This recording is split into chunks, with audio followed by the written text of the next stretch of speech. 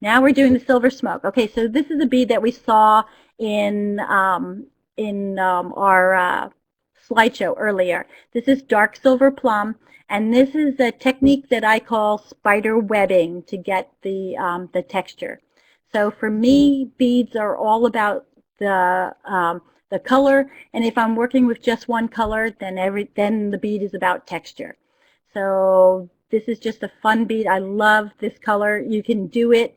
I've made a lot of single color beads. This is a great bead to make in, ivory or just, one color. I have a lot of wonderful glass that I was given that's really old. It's vintage glass. No one knows what it is, what COEs or anything like that. So beads like this that are all one color are great to use glass that you're not quite sure what it is. So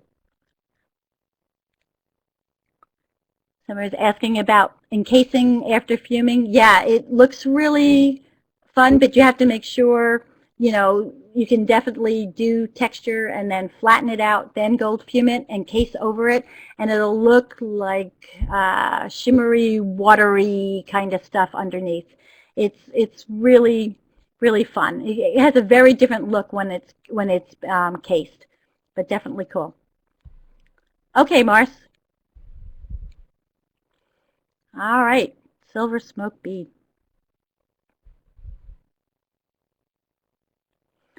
So for a lot of these beads, I'm, just laying down the color. Normally, for a bead this size, I would do a clear core and then case the layer of the dark silver or plum. But for this one, I'm just laying down my whole core of the dark silver plum. And I'm just marvering to get the ends. And I really like, even though my beads are so monster honkers, I really like to use a smaller marver. It's just more comfortable in your hand. And you can see when I marver that I really slide it as much as I roll it. And I always kind of, explain it like that it's like an airplane coming in for landing. You want to have a really good touchdown slide back and forth so that you don't get flat spots. So I'm just kind of marvering to get my ends even.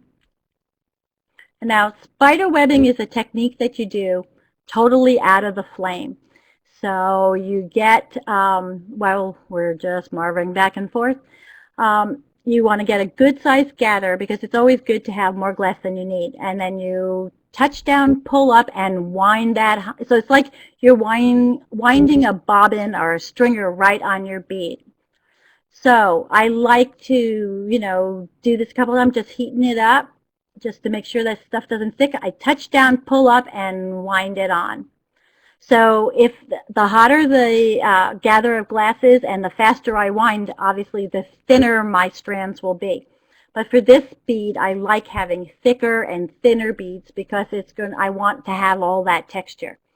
But whenever I do a texture bead like this, I want to make sure that the stringer or the dots I do aren't going to pop off after the bead comes out of the kiln. So I always just marver it slightly, heat that the stringer, the spider webbing or the dots up a little bit and just run it back and forth over my marver. And for this bead, I don't normally worry about rounding out the spider webbing. I like it to be a little bit flat because I want it to kind of look, be textural, but if I heated it up more, it would just round back up. All right, so right now I'm just going to start kind of, working with this bead. And it's actually a really neat color. You can get a lot of the beautiful silver and the metallics and stuff by just striking it. But you see, you can kind of see reflections of pinks and purples. So I'll strike it and let it cool down so there's no fire color, no, if you held it under the table, no glowing of orange and everything. You want to keep it warm so it doesn't break, but you want all that fire color out because you need to make it kind of set up on itself so that you can kind of play with it. And then I'll reduce it slightly.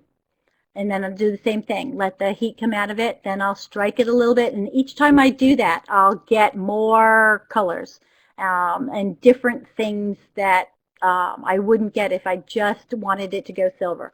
If I want the pinks and I want the golds in it, then I usually just do it a couple times, a strike, a reduce, then I strike it again. And I just do it until I get what I want, and then I just, get the color out of it, the fire color out of it, make sure that it's all good, put it in the kiln.